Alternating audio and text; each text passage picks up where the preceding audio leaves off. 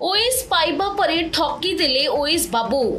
दीर्घ वर्ष हेला प्रेम कले, लुचि छपी विवाह करबा सह शारीरिक संपर्क मध्य रखिले। एपरिकी 3 थर जोर जबरदस्त गर्भ नष्ट कराइले। हेले 2 मास तले ओएस पाइबा परे चलचित्रर कहानी परी आउ युवती को ग्रहण करुनाहांती ओएस ऑफिसर बाबू और तांको परिवार लोके। एपरी घटना देखिबाकू मिलिछि जगतसिंहपुर जिला सदर थाना मार्कंडपुर गाँव रे।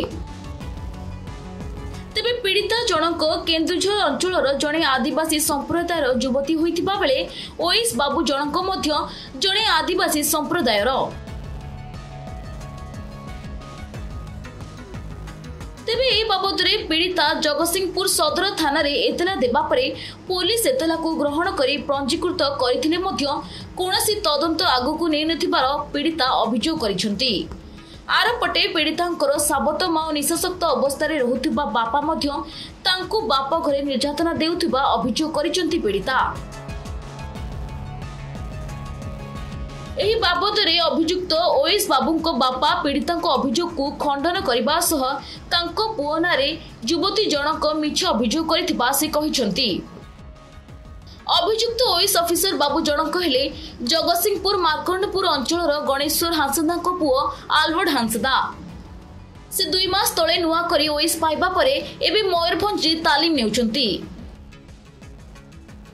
ई जगतसिंहपुर मार्कंडपुर जो मुंडा साई रे रुहंती पुओ जणे आल्बर्ट हांसदा तांको ना सी रिलेटिव मो सहित मते भल पाइला 6th क्लास रे आमे दुहे दुहे छोट बेले रुही भल पाई आसिलु।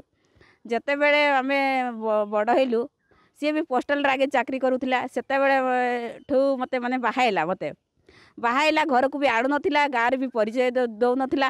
मु बाहाई कि केते दिन आम घरे रहिबी एपटे मोर सावता मत कह तू बाहाइछु आम घरे रहीचु मु बाध्य होइकि तांको घर को आसिली। 5 लोकों को आगे को मु एक कथा प्रकाश कली जते 5 लोक तांको गाँ को गले तांको घर को तांको घरे आसिकी तांको माँ बापा को एक कथा जणैथिबारु तांको माँ बापा कहले जे आमे ख्रीस्टियान कथा ही पारिबुनु गाँ रे ए कथा गुडा आउ ये रिलेटिव रो भाणजी 3टा गर्भवती नष्ट कर देइछंती मते बहु करी रखिथिला तो एबे मु कुआडे जिबी।